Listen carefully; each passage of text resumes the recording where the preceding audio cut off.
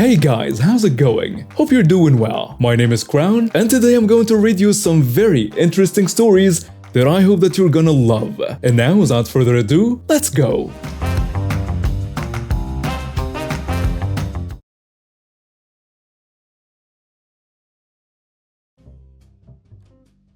My mother and I are largely estranged. I've been informed that she is likely to lose her house soon through her own financial mismanagement, and my family is pressuring me to let her stay with me temporarily. First of all, I very much doubt that this will be temporary. Second, I don't want her in my house. She's a bitter, petty, intolerable person. What's more, already living in the house are my fiancé and my 2 kids, so we don't really have much room. When my family calls or texts to pressure me to let her live here, I encourage them to let her live with them, but they always have excuses. I suspect that my mother is engineering this campaign by encouraging my family members to harass me. My sister has been especially putting on the pressure, claiming that mom can't live with her because she doesn't have room, with a husband and 2 kids, and she lives too far. So what do you guys think? Am I in the wrong here? And now for some comments. You're not in the wrong. This will likely not be temporary. Of course, your family is going to pressure you because, in all reality, they don't want her living with them either. If what you're saying about your mom is true, I wouldn't allow her to stay either. You're not in the wrong. Also, no is a complete sentence. They see every reason you offer, and every conversation you entertain is just another opportunity for them to change your mind. Just tell them, as I told you before, I will not be letting her move in. Then end the conversation if they persist. You're not in the wrong. Ask each family member if they plan to reimburse you for housing costs. When they say no, play the Uno reverse card and point out that they are the reason your mom can't live with you. I hosted Thanksgiving at my house. My partner and I have a nephew 16 who stays with us part-time. He has a bedroom on the 2nd floor and my bedroom is on the 3rd floor. It's a sweet suite, with a sitting room, living room, 2 walk-in closets, and a bedroom. When you walk up the stairs, you walk into the sitting room. Then there is a small living room, then the bedroom, and then you go into either one of the closets from the bedroom. I have a nephew who is 5 and exhibiting signs of autism. His mother is my 2nd cousin. She came along with her 2 brothers and their mother. So everyone's taking turns entertaining my 5-year-old nephew because he requires a little bit of extra attention. At one point, I leave the living room on the 1st floor and I see him on the stairs playing with a toy car, what looks like a watch. I look closer and I see the watch belongs to my husband, and it's a very expensive watch to be smashing into a toy car. I asked my nephew where he got it and he said, "Uncle's backpack, 29 mil. I asked him if he could show me. He leads me to the piano room where everyone puts their jackets and whatnot, in my one cousin's backpack. My nephew opens the front portion of the backpack and I see some other jewelry in there. I was really pissed off, so I grabbed this backpack, grabbed my nephew and went into the living room. I dumped the backpack out onto one of the coffee tables and asked my cousin what the heck was going on with the fact that 2 of my husband's watches and a necklace that belonged to my mother were in his bag. I dumped out the bag, and the nephew who lives with me, his Switch, was in there. The cousin whose backpack was freaked out, saying clearly my autistic nephew put stuff in there that he had taken from upstairs. I know that's not the case, because he's not tall enough to get to the dresser where the jewelry was. Nor do I think he would even wander that far from everyone else. So, am I in the wrong for confronting him in front of everyone? Edit 1. So, when I dumped the bag out, the cousin who stole the stuff was white as a sheet.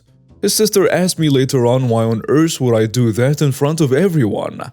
The man who stole from me, his mother said that what he did was wrong, but I don't need to point it out to everyone, because everyone's going to be looking at him when he comes over their house. That's why I'm wondering if I'm the jerk. Edit 2. For those asking, I don't think he's an addict, but in all fairness, I didn't think he was a thief either.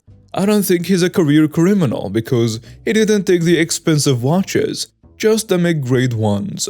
The necklace was just gold-plated, so probably only worth $100 or $200. The point is, there were much more expensive things he could have taken out of the drawers he was in.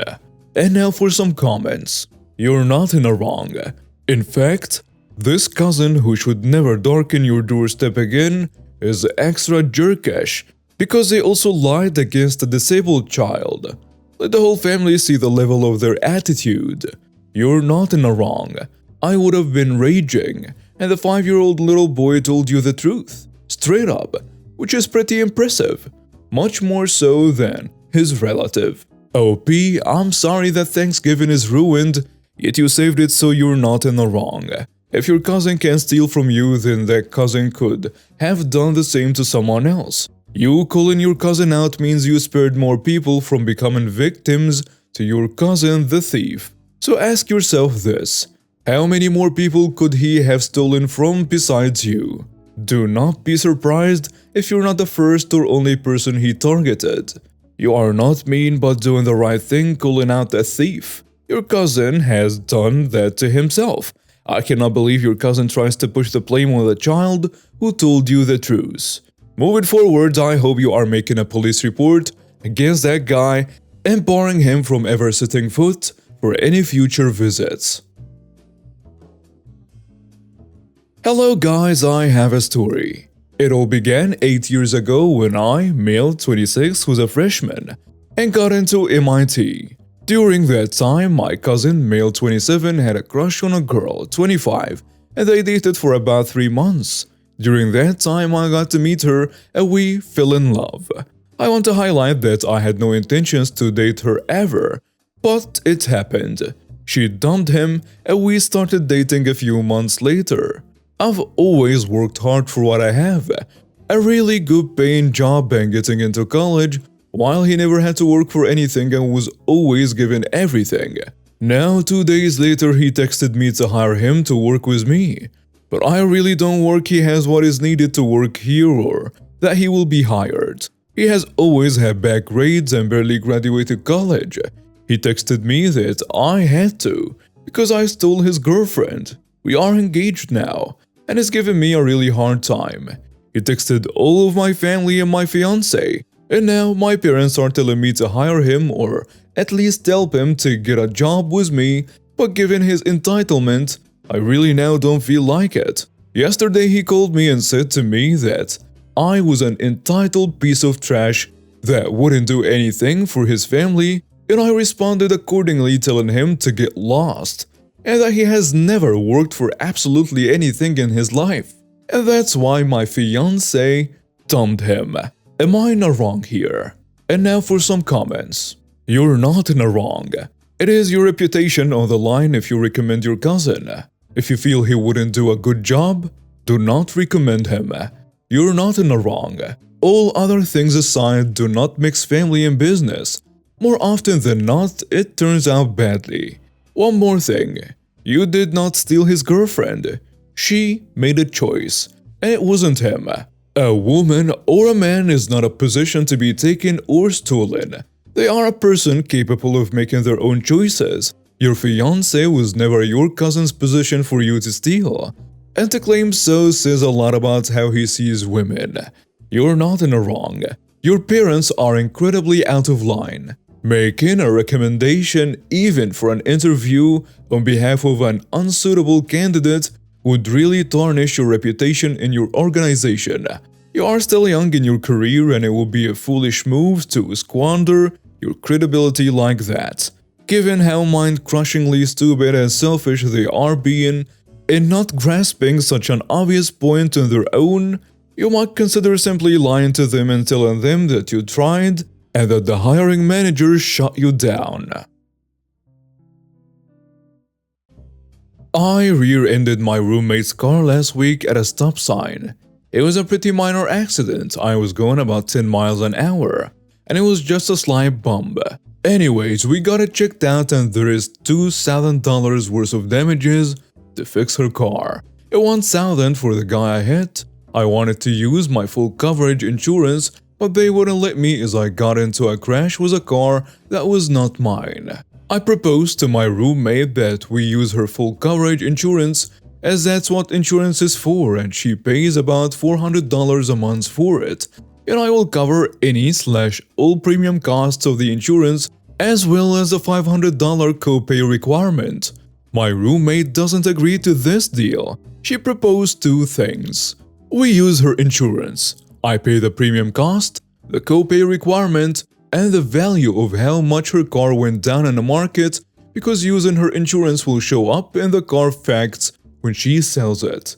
I asked her how will we know how much the car value depreciated, and she said when she sells the car next year, she'll ask the dealer how much her car value decreased due to the accident. I can't agree to this arrangement for a couple of reasons. Firstly, I don't trust this dealer. Wouldn't they just exaggerate the amount the car value went down to get the car for cheaper? And secondly, as I can't play any role in talking to the dealer or selling the car, I'm essentially signing a blank check to pay however much she and the dealer deems the car went down next year. This is too risky. What if she insists it's like $5,000 next year? I'll have already agreed to pay the decreased car value for using her insurance. I also talked to my parents and they said that car values do not depreciate for getting into minor accidents like this one, just major ones, especially if the car is 100% fixed up. But there is nothing I can say to convince her that using her insurance won't lead to a substantial decrease in value of her car due to the accident being recorded in the car facts. The second option if I don't agree to this deal is to pay for everything out of pocket and not get her insurance involved. This would be like almost an entire salary's month for me. It's insanely expensive, and I don't want to pay out of pocket when my roommate pays $400 a month for insurance. In my opinion, insurance is exactly for moments like this, and I'm really sorry that I can't use mine, but I'm willing to pay the premium on hers. Her argument is that I have the audacity to negotiate and argue with her when I crashed her car, and I should be apologetic and agree to handle things the way she wants to handle it. Anyways, am I in the wrong for refusing to either of her two options and continually trying to negotiate for using her insurance without the car value decrease stipulations? And now for some comments. You are in the wrong. You used her car. You follow her rules. You are in the wrong. She didn't crash her car. You did. Why should she risk her premium increasing over your poor driving? If your insurance doesn't cover you while driving other cars, get better insurance, pay out of pocket, or don't drive other people's cars. No one is in the wrong, but it seems like you don't understand how the car insurance market works. That's a problem. Also, this is why you don't drive other people's cars. You should pay out of pocket. Reason number 1,000,000 as to why you should never let someone borrow your car. Your roommate is going to be screwed in this, due to no fault of her own. You are in the wrong for using her insurance when you know it's going to negatively impact her. At least she knows never to let you use her vehicle again. So, as most people know, Thanksgiving was just there for everyone in the US. It was also my 16th female birthday, so besides Thanksgiving, we also had a whole birthday moment. My family celebrates Thanksgiving at my grandparents' house. One person being there is my aunt, female 30, and her daughter, my cousin, female 8. My aunt had 4 miscarriages before her daughter was born.